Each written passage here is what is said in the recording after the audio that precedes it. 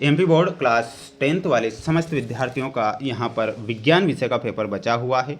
और जो बच्चे विज्ञान विषय में फेल हुए हैं उन सभी बच्चों से मेरा यही कहना है कि आप अगर विज्ञान विषय के पेपर में पास होना चाहते हैं तो इस क्वेश्चन पेपर को प्यार विद्यार्थियों पूरा देखें, अच्छे से देखें और इन सभी प्रश्नों को आप अच्छे से याद करें। चैनल पर जितने बच्चे हमारे साथ नए जुड़े हुए हैं प्यार विद्यार्थियों, आप चैनल को सब्सक्राइब जरूर करके रख लीजिएगा। आप सभी बच्चों के लिए प्रयास और मेहनत मैं लगातार कर रहा हूं जिससे कि आपकी हेल्प परीक्षा में हो सके। तो सभी बच्चों को क्या करना है, चैनल को सब्सक्राइब जरूर करना है, अच्छे से मेहनत करना है। आइए शुरुआत करते हैं हमारे उन प्रश्नों से जो आपको परीक्षा में दिए जाएंगे और आपसे पूछे जाएंगे। प्रश्न यहाँ पर आप देखिएगा, आपकी स्क्रीन के सामने पहला प्रश्न आ चुका है। कैल्शियम ऑक्साइड की जल के साथ अभिक्रिया किस प्रकार की अभिक्रिया होती है। प्यारे विद्यार्थियों, कैल्शियम ऑक्साइड की जल के साथ जो अभिक्रिया होती है उसे ऊष्माक्षेपी अभिक्रिया के नाम से जाना जाता है। यहाँ पर आप सभी बच्चे जो करेक्ट आंसर लिखेंगे ऊष्माक्षेपी अभिक्रिया सही लिखेंगे। प्रोपेन के ऑक्सीजन में दहन के लिए संतुलित समीकरण बताना है, तो इसमें आपको क्या लिखना है, C3H8 + 3O2 3CO2 + 3H2O। ये आप यहाँ पर करेक्ट करेंगे। स्क्रीनशॉट आप सभी स्टूडेंट्स लेंगे, अच्छे से प्रयास और मेहनत जरूर करेंगे क्योंकि बिना मेहनत के जय जयकार नहीं होती और बिना मेहनत करने वाले पास भी नहीं होते। अगला क्वेश्चन है, विद्युत चुंबक का कोर बनाने के लिए निम्नलिखित में से कौन सी सामग्री होती है जो सबसे उपयुक्त होती है। इसमें आपको लोहा करेक्ट उत्तर के रूप में लिखना है। उदासीनता अभिक्रिया में अम्ल एक क्षार के साथ अभिक्रिया करके एक उत्पाद बनाता है, तो लवण और जल वो उत्पाद बनाएगा। यहाँ पर आपको लवण और जल लिखना है। विद्युत ऊर्जा को यांत्रिक ऊर्जा में परिवर्तित करने वाले उपकरण का क्या नाम है। तो प्यारे विद्यार्थियों, यहाँ पर आपको ध्यान रखना रहेगा और वह क्या हो जाएगा, अमीटर। विद्युत ऊर्जा को यांत्रिक ऊर्जा में बदलने वाली युक्ति क्या है, अमीटर। तो ये आप करेक्ट करेंगे।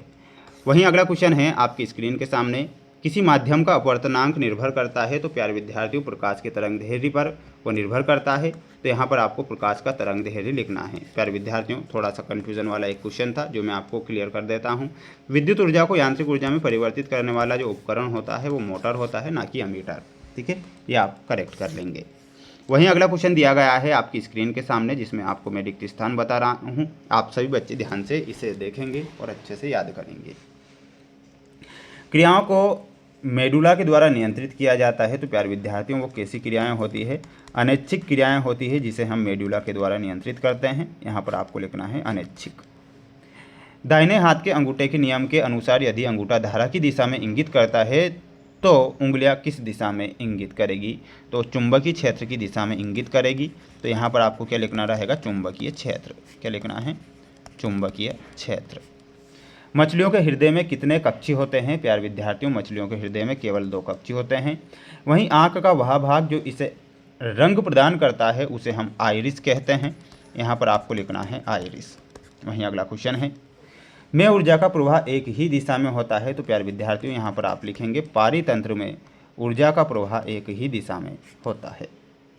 जब कोई अम्ल धातु के साथ अभिक्रिया करता है तो गैस उत्पन्न होती है। तो प्यारे विद्यार्थियों, इसमें आपको क्या लिखना है, H2 जिसे हम हाइड्रोजन गैस कहते हैं।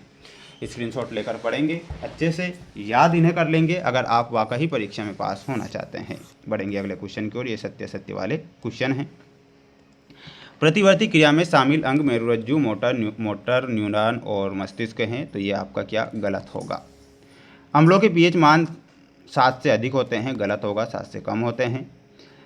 किसी रासायनिक अभिक्रिया में उत्पादों का द्रव्यमान हमेशा अभिकारकों के द्रव्यमान के बराबर होता है। ये क्या हो जाएगा, सत्य हो जाएगा। प्रकाश के एक माध्यम से दूसरे माध्यम में समान गति से यात्रा करने पर अपवर्तन होता है। ये गलत हो जाएगा। सभी धातुएं लचीली होती है, क्या गलत होगा। मानव आँख के रेटिना में दृष्टि के लिए रोड और कोन कोशिकाएं आवश्यक होती है। ये आपको सत्य लिखना है। स्क्रीनशॉट लेकर आप पढ़ें, अच्छे से इन प्रश्नों को याद करें अगर आप पास होना चाहते हैं अपनी परीक्षा में। तो प्रबल अम्ल कौन सा होता है। तो HCl से मिलाना है जो कि एक प्रबल अम्ल होता है। वहीं ऊष्मा का अवशोषण जो होता है उसे ऊष्माशेषी अभिक्रिया के नाम से जाना जाता है। सेरिबेलम का कार्य होता है, ये अनैच्छिक क्रियाओं को नियंत्रित करता है। वहीं DNA में आपको मिलाना रहेगा जीन से।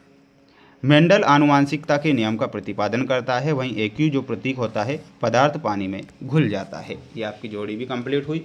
सभी स्टूडेंट्स अच्छे से पढ़ेंगे और अच्छे से याद करके जाएंगे जिससे कि परीक्षा में आप पास हो सकें। यहाँ पर अगला क्वेश्चन देखिएगा, 2 धातु का उदाहरण दीजिए जिनका गलनांक कम है। तो हमें 2 धातु बताना है, सोडियम और पोटेशियम। क्या बताना है, यहाँ पर लिखना है सोडियम और दूसरा हो जाएगा पोटेशियम। तो ये दोनों धातुएं आपको लिखना है, सोडियम और पोटेशियम। किसी क्षण चुंबक के बाहर चुंबकीय क्षेत्र रेखाओं की दिशा क्या इंगित करती है, तो उत्तर ध्रुव से दक्षिण ध्रुव की ओर। आपको क्या लिखना रहेगा, लिखना है आपको उत्तर ध्रुव से दक्षिण ध्रुव की ओर। क्या लिखना है, दक्षिण ध्रुव की ओर इंगित करता है, ये आप लिखेंगे। मानव का सामान्य रक्तचाप कितना होता है, तो इसमें लिखना है 120 से 80। तो ये आपको लिखना है। बढ़ेंगे अगले क्वेश्चन की ओर। अगला क्वेश्चन देखिएगा, मानव मस्तिष्क का कौन सा भाग सोचने, सुनने, सूंघने और देखने के लिए विशेषीकृत है, तो प्यारे विद्यार्थियों वो मस्तिष्क होता है अग्र मस्तिष्क। क्या लिखना है यहाँ पर आपको लिखना है अग्र मस्तिष्क। अगला है, मायोपिया को ठीक करने के लिए कौन सा लेंस का उपयोग होता है, तो मायोपिया को ठीक किया जाता है अवतल लेंस के द्वारा। यहाँ पर आप अवतल लिखेंगे। एथिन का रासायनिक सूत्र क्या होता है, तो एसिटिन का रासायनिक सूत्र होता है C2H4। ये आप करेक्ट करेंगे। सभी बच्चों को मेरे द्वारा मोस्ट इंपॉर्टेंट IMP क्वेश्चन बताए जा रहे हैं। किसी प्रकार से आपसे मेरा यही कहना है कि रियल या वायरल पेपर के चक्कर में आप मत रहना, अच्छे से मेहनत करना। और हालांकि मैं भी लाइव क्लास ले लूँगा आपके लिए मोस्ट इंपॉर्टेंट, और ये क्वेश्चन जो बच रहे हैं इन्हें मैं नेक्स्ट वीडियो में बता दूंगा। आप निश्चिंत रहिएगा।